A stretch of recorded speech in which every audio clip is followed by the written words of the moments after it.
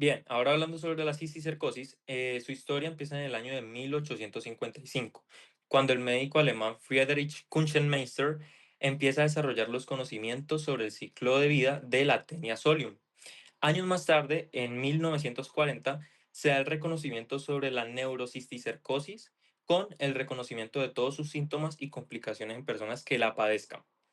Ahora hablando específicamente sobre el parásito, este es causado por el parásito de la tenia, que específicamente es conocida como Cysticercus cellulosae, la cual es la forma larval de la Taenia solium. La Taenia solium pertenece a la subclase Eucestoda del orden Cyclophilidae y a la familia Teniae. El parásito de la es hermafrodita y tiene dos tipos de huéspedes. Uno es definitivo, el cual es el humano, y el otro que es el intermedio, el cual es el cerdo. En humanos causa teniasis cuando la fase adulta de la tenia solium se establece en el intestino y cisticercosis si la fase larvaria, que se denomina cisticerco, se encuentra en tejidos extraintestinales. En los cerdos solo se produce cisticercosis y en casos muy avanzados llegan a causar neurocisticercosis, que es cuando ya invaden los tejidos cerebrales. Y estos se ubican en alguna región del cerebro causando daños muy graves. Siguiente. Aspectos parasitológicos. Como se mencionó, esta enfermedad es causada por la forma larval de la Taenia solium, el cisticerco. En cuanto a su morfología, esta tiene una forma esférica o elipsoidal y es similar a una vesícula llena de líquido. Mide aproximadamente de 0,5 a 1 centímetros. En cuanto a su estructura interna, posee un escólex que corresponde a la cabeza y se encuentra en estado invaginado dentro de la vesícula. Este Scolex presenta agujeros de succión que le permiten adherirse al intestino del hospedador definitivo una vez que se desarrolla en tenia adulta. Y también posee un rostro que puede estar rodeado por un collar de ganchos que son usados para anclarse al intestino. También se presenta en su forma adulta. El cisticerco está rodeado con una membrana que le proporciona protección. Esta membrana es delgada y flexible. Estas formas larvales pueden ubicarse en varios tejidos y órganos, pero pueden localizarse principalmente en el cerebro, músculos, ojos y tejidos subcutáneos. Dependiendo de su ubicación, los síntomas y la gravedad de la enfermedad varían considerablemente. Siguiente. Epidemiología. La cisticercosis es un problema de salud pública en Colombia, donde se han reportado casos en varias regiones del país. Muchos estudios basaron sus conclusiones en que esta enfermedad es endémica en varias zonas rurales y de bajos recursos, donde la falta de saneamiento básico y el contacto cercano entre humanos y cerdos son más comunes, correspondiendo la prevalencia más alta en departamentos como Antioquia, Tolima y Valle del Cauca. Según el Instituto Nacional de Salud, entre los años 2008 y 2010 se realizó un estudio de la situación de cisticercosis en 23 departamentos de Colombia, donde se habló de la seroprevalencia. Esta se refiere a la proporción de individuos en una población que tienen anticuerpos específicos.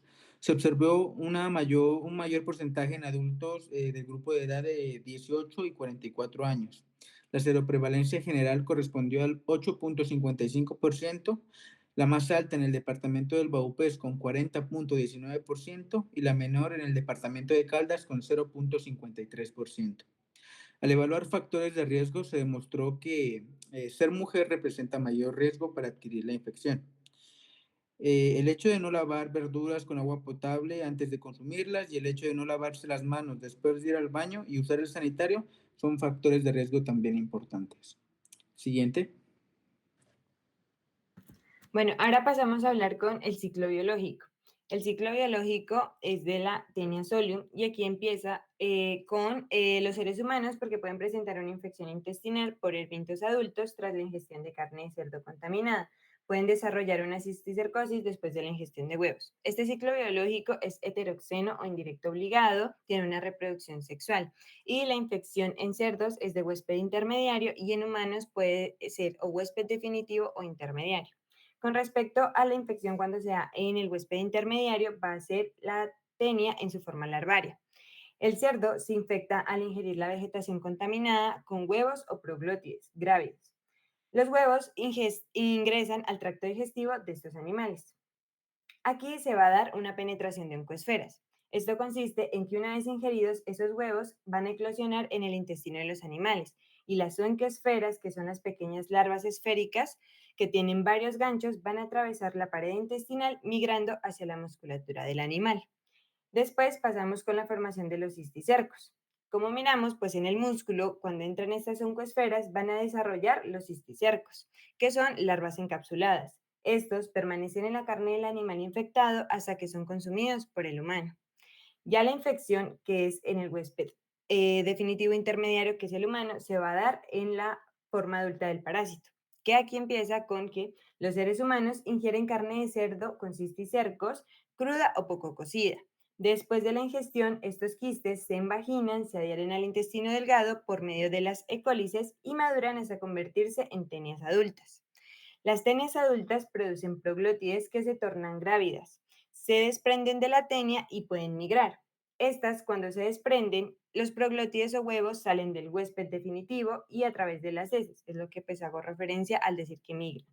Los cerdos o los seres humanos se van a infectar al ingerir huevos embrionados o proglótides grávides. Puede ser por alimentos contaminados con materia fecal. La autoinfección también se puede dar en los seres humanos si estas proglótides pasan del intestino al estómago por medio de movimientos antiperistálticos. Siguiente. Ahora, con respecto a los mecanismos patógenos, va a dividirse entre la respuesta del huésped ante la infección y la evasión de la respuesta inmune.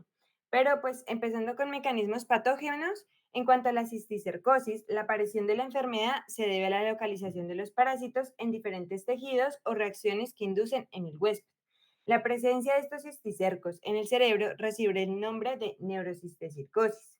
Este padecimiento, la naturaleza e intensidad de las reacciones inflamatorias van a ser variables. La inflamación más intensa se da por células mononucleares, linfocitos, células plasmáticas, eosinófilos o células gigantes multinucleadas. Estas se hallan alrededor de estos cisticercos en el estado coloidal, y en tanto que en el estado calcificado se pueden identificar escasas células inflamatorias. Ahora, con la respuesta del huésped a la infección, en el humano las oncoesferas inducen síntesis de anticuerpos específicos. Al incubar sueros de enfermos, pues con la neurocistecircosis y unas oncoesferas en presencia del complemento, estas se destruyen. Tanto en cerdos como en personas, los metacéstodes son viables y están rodeados por una discreta reacción inflamatoria que es formada por monocitos, linfocitos, células plasmáticas y eosinófilos. Y en un momento tardío de esta infección, alguna persona quizás desarrolle una reacción granulomatosa intensa que conduce a la destrucción del parásito, que va de un modo como gradual. Esta también puede llegar a calcificarse. En muchos individuos, la respuesta inmunitaria es leve y crónica e incapaz de destruir al parásito, aunque sí causa daños a los tejidos circundantes. Por ejemplo, puede llevar a una vasculitis, fibrosis o una astragliosis. Y ya en los mecanismos del parásito en el que contrarresta o evade la respuesta inmune va a ser los metacéstodes sobreviven en los tejidos, ya que modulan las respuestas inmunitarias del huésped mediante la producción de diferentes moléculas. Por ejemplo, puede ser la paramiosina, que es una proteína de los parásitos. Esta inhibe la activación de C1, que es un inhibidor de la paramiosina. Estos afectan la vía común del complemento. También existe una molécula que se reporta o pues que se identifica como sensible a la RNasa, que se llama el factor del metacéstodo, que inhibe la proliferación celular inducida por mitógenos. Estos son los factores que estimulan a la división celular, la producción de citoquinas como IL-2, IL-4, la reacción inmunitaria humoral, celular o también a los antígenos del parásito y la reacción inflamatoria. También hay una proteasa de cisteína secretada por los metacestos. Estos reducen el número de los linfocitos CD4 en humanos in vitro y también se ha demostrado que una reducción de linfocitos se puede deber a una apoptosis inducida por esta misma enzima. Siguiente. En cuanto a los rasgos clínicos, se tiene que el periodo de incubación es variable y pueden no aparecer síntomas durante años. En la mayoría de los órganos, como los músculos y los tejidos subcutáneos, los cisticercos causan una reacción tisular mínima o nula, pero en el sistema nervioso central, el ojo o la médula espinal pueden liberar antígenos que desencadenan una respuesta tisular intensa. En cuanto a la neurocisticercosis, como ya lo mencionaron, es cuando los cisticercos se alojan en el sistema nervioso central y estos pueden producir cefalea crónica, ceguera, convulsiones, epilepsia, meningitis y demencia. Y en cuanto al diagnóstico, los exámenes que se pueden hacer incluyen el examen microscópico de las heces en busca de huevos, la biopsia del área afectada, la punción raquídea, el examen oftalmológico y la detección de anticuerpos por ELISA. En cuanto a la neurocisticercosis, esta se suele diagnosticar por una tomografía computarizada o una resonancia magnética y pues se evalúan los síntomas neurológicos.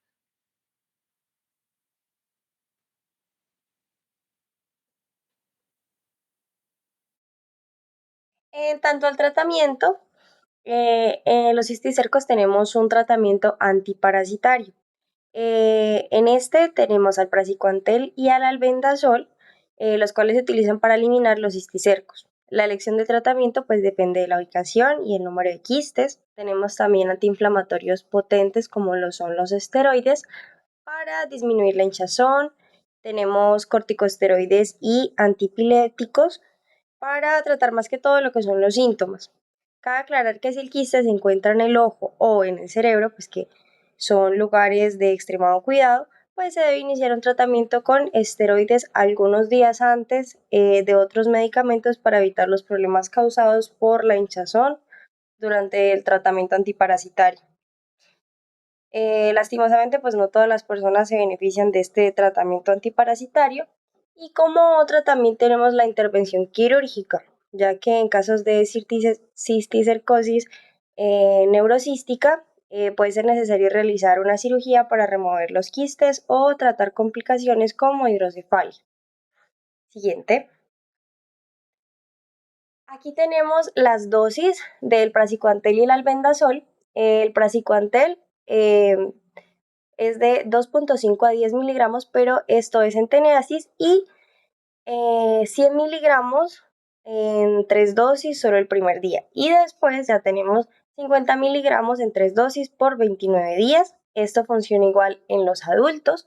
Y por parte del albendazol, en la dosis pediátrica tenemos de 15 miligramos en 2 dosis al día por de 8 a 30 días. Y en los adultos tenemos de 6.6 miligramos en 2 dosis de 200 miligramos diarios de 3 a 5 días. Siguiente. Por parte de la prevención y control, tenemos indispensable el lavado de manos, especialmente después de ir al baño, de manipular alimentos, de tocar animales, etc. Evitar también el consumo de alimentos que no estén lavados, siempre lave muy bien las frutas, las verduras, tampoco coma carnes crudas mientras esté viajando, especialmente. Hay que tener cuidado de cocinar bien, siempre de cocinar bien, siempre las carnes, especialmente las de cerdo, evitar el consumo de estas carnes crudas. Por otra parte, también tenemos el control de la población, especialmente de cerdos, como lo es la vacunación, el tratamiento antihelmíntico y una cosa que me pareció un poco curiosa, que es evitar que los cerdos estén en libertad. Por otra parte, tenemos mejorar el saneamiento. En esta tenemos pues que hay que eliminar la defecación al aire libre, especialmente en lo que son áreas rurales, ya que esto puede aumentar el contagio. Y inspección y procesos de producción de cárnicos, ya que pues hay que verificar que estos tengan una buena calidad y seguridad a la hora de ir a comprar nuestras carnes. Siguiente. En cuanto al caso clínico, tenemos que es una paciente de 35 años. En su historia clínica tiene 2 episodios de convulsiones en el último mes y refiere además cefalea intermitente y sensación de mareo. Vive en una zona rural con acceso limitado a agua potable y saneamiento básico.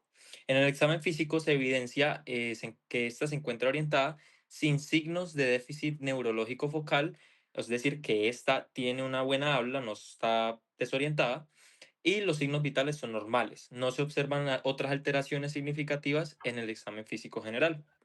En cuanto a estudios diagnósticos o pruebas diagnósticas, se le realiza una tomografía computarizada donde se encuentran múltiples lesiones por cisticercosis. Ahí tenemos la imagen donde se pueden evidenciar esos puntos negros son las lesiones. Y el diagnóstico, pues, se diagnostica neurocisticercosis. Así que muchas gracias por la atención y al final tenemos todas las referencias de la información.